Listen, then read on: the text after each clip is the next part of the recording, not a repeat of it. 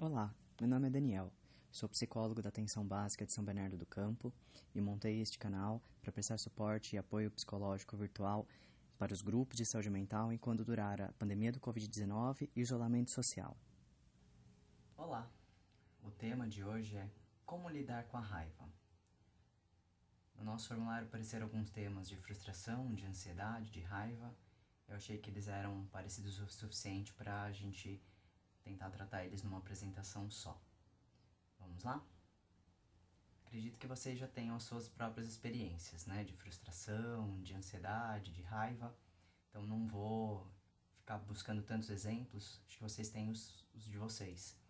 E aí, então eu queria mudar um pouco até o enfoque para a gente poder então pensar como que eu consigo manter o controle nessas situações, né? A raiva vocês já estão em contato, com a ansiedade vocês já estão em contato, e com a calma. Vocês estão em contato com a paciência de vocês, com a flexibilidade de vocês, vocês estão em contato com a tolerância de vocês. Então, ao invés da gente tratar a raiva em si, até porque a raiva é um sentimento, né, que ela nasceu com a gente, vai continuar com a gente não vai se livrar dela, né. Fica o filminho de referência, né, o Divertidamente. Os sentimentos, eles vêm com a gente, eles vão continuar com a gente, então a gente não tem como se livrar. Então a gente vai ter que treinar algumas outras habilidades para aprender a conviver com elas, ok? No vídeo anterior eu falei um pouco até, né, sobre o autoconhecimento, e aí volta essa questão, a importância dessa questão, né, da gente poder se conhecer, pra gente conhecer nossos limites, a gente conhecer aquilo que nos afeta, aquilo que nos incomoda, e pra gente poder, né, se encher de recursos, criar planos pra gente poder lidar com isso.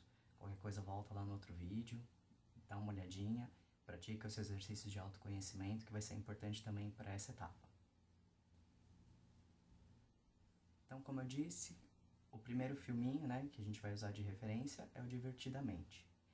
E o personagem Raiva, ele é retratado como alguém que não gosta de injustiças, como alguém que, né, ele é explosivo. Inclusive, é bem didático, né, ele pega fogo quando ele explode.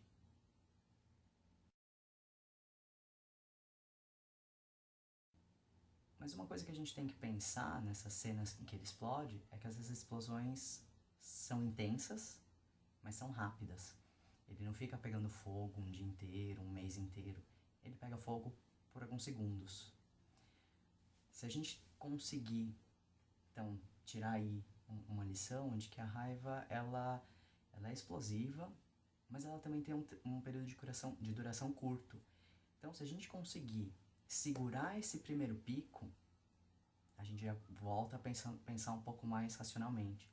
Aí vamos aplicar esse mesmo mecanismo, então, para o nosso pico de ansiedade, para o nosso pico de frustração, para o nosso... até vai para um pico de tristeza, né? Para aquele momento, aquele dia que a gente, né, não quer fazer nada. Vai passar, o pico passa, né? Até a questão, né, da própria pandemia, o que a gente está tentando fazer é exatamente achatar o pico da curva, né? Então esses picos todos, eles passam. Se a gente conseguir segurar a onda, segurar um pouco a hora do pico, a hora da explosão, a gente já conseguiu fazer bastante coisa. O segundo personagem que eu vou utilizar é o Hulk, dos filmes da Marvel. Ele aparece nos filmes dos Vingadores. Ele tem alguns filmes próprios, né, antes dos Vingadores. Ele é famoso nos quadrinhos desde a década de 60. Mas eu vou usar ele, o personagem que apareceu no filme dos Vingadores. O Hulk, ele é considerado um herói. Ele é um cientista que sofreu um acidente, né, com os raios gama. E aí, quando ele fica muito nervoso, ele se transforma no Hulk. Hulk quer dizer maciço, né? O Hulk não fala muito, ele fala pouco. Ele tem a frase famosa, né, do Hulk esmaga. E quanto mais nervoso ele fica, com mais raiva ele fica, mais forte ele fica. Ele tem uma característica de ser um pouco incontrolável. Os próprios Vingadores têm um pouco de receio de ativar o Hulk exatamente por causa disso, porque ele tem um poder destrutivo muito grande, ele é o Vingador mais forte, e ele é potência sem controle, né? Se ele tivesse mais controle, ele seria um ótimo aliado, mas eles têm um pouco de medo de ativar o Hulk exatamente por causa disso, porque ele pode sair do controle e destruir muita coisa. Lembra vocês do processo de raiva de vocês? A ideia é um pouquinho essa mesmo. Em filmes anteriores do Hulk, eles mostram até que outros elementos, que não só a raiva, né? Mas a aceleração do batimento cardíaco, né? A própria frustração quando ele é agredido, quando ele é ameaçado, tudo isso liga o sistema de saída do Hulk, né? Então o Hulk aparece. Lembra também um pouco do batimento cardíaco, de quando vocês se sentem ameaçados, encurralados? Sim, também. A semelhança não é coincidência, né? Eles quiseram fazer isso exatamente pra gente poder se identificar com essa situação do Hulk. E aí? E como é que o Bruce Banner lida com isso? Como é que o Hulk faz pra ele não ficar saindo toda hora? Esse é o meu segredo, capitão. Tô sempre com raiva.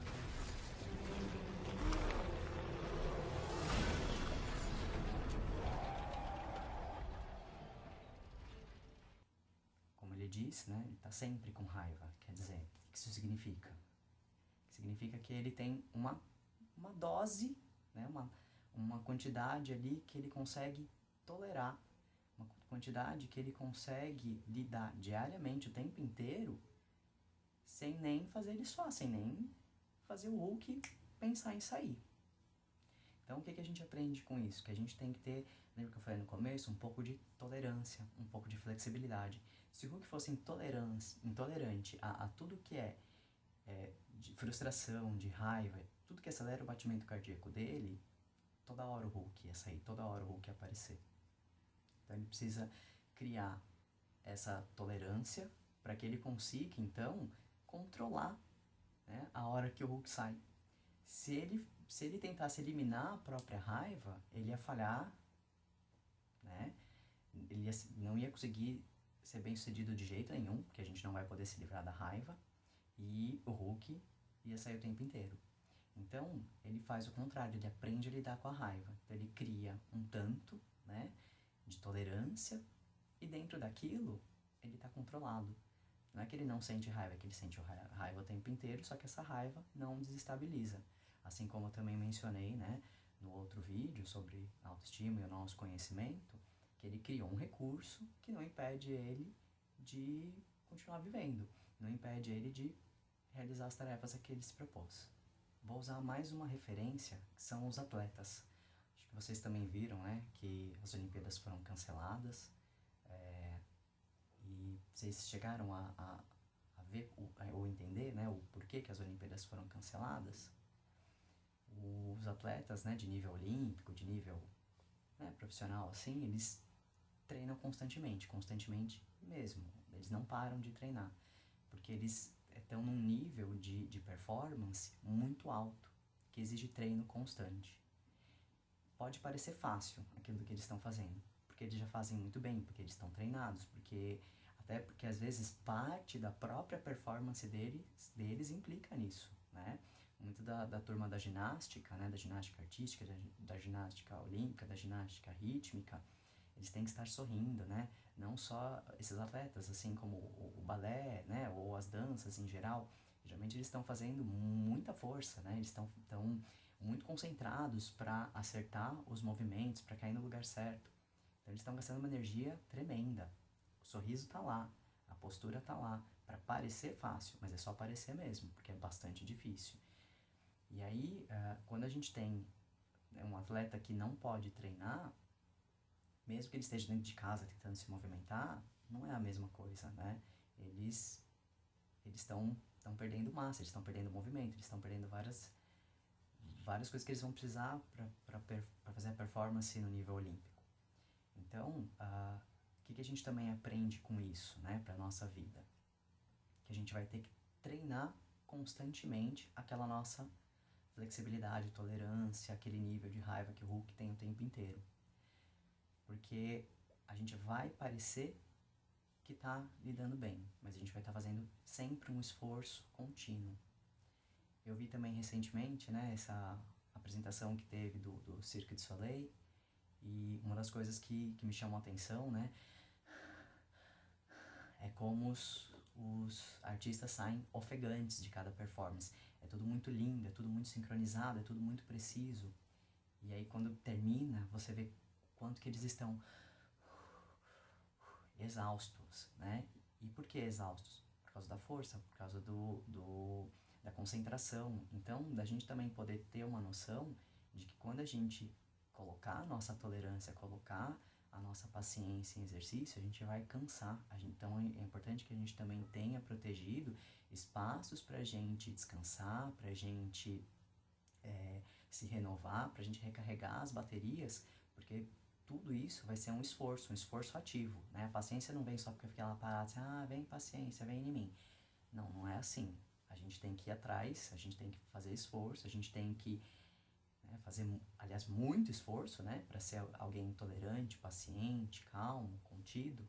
E a gente vai ter que ter esses espaços para descansar e para recarregar, porque senão a gente vai lesionar a nossa paciência, a nossa flexibilidade, ela vai precisar de mais tempo ainda de descanso. Então, para a gente ir para o fechamento deste vídeo, vamos recapitular. Então, como eu disse lá no primeiro vídeo, a gente tem que se conhecer.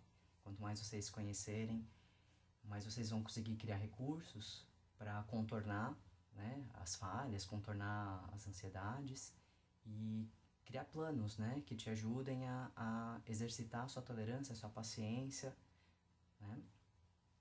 Se dê tempo. Lembra que, como a gente viu lá com o personagem Raiva, esses picos passam, né? A raiva é explosiva, então ela vai passar.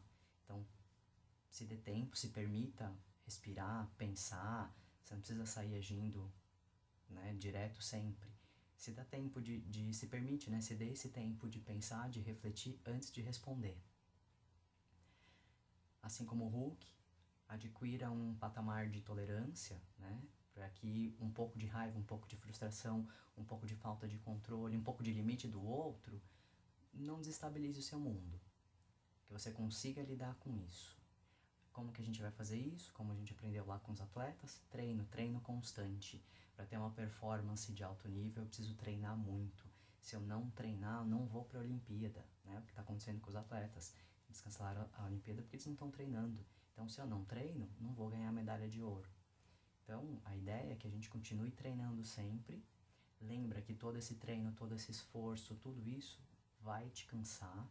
Então, não é porque a gente melhorou o nível do nosso jogo que vai ficar tudo mais fácil, não, as coisas vão continuar difíceis e eu vou precisar descansar, vou precisar de um tempo para recuperar energia. Lembra que todo atleta, que todo artista, depois que ele faz uma performance dessa, ele precisa ter descanso, ele precisa parar, ele sai ofegante. Então você também vai cansar, então você também vai precisar deste espaço. Então são duas permissões, uma para pensar antes de agir e a outra para descansar depois de agir.